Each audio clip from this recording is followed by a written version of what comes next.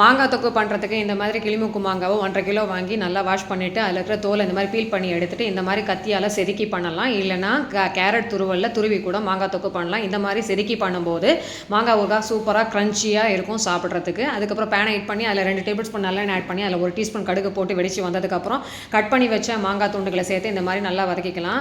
அதுக்கப்புறம் அதில் 1 சிட்டிகை மஞ்சள் தூள், 2 டேபிள் ஸ்பூன் சிகப்பு மிளகாய் தூள் எல்லாம் சேர்த்து நல்லா மிக்ஸ் பண்ணி சுருளை வதக்கிக்கலாம். மாங்காய் நல்லா சாஃப்ட் ஆகிற வரைக்கும் நல்லா வதக்கிக்கோங்க.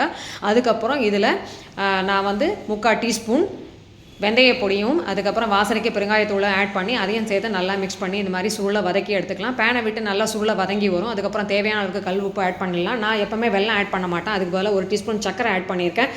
சக்கரை ஆட் பண்ணால் சக்கரை இதோடு சேர்ந்து வதக்கும் போது கேரமலைஸ் ஆகி அந்த டேஸ்ட்டு ரொம்பவே டிஃப்ரெண்ட்டாக இருக்கும். கண்டிப்பாக ட்ரை பண்ணி பாருங்கள்.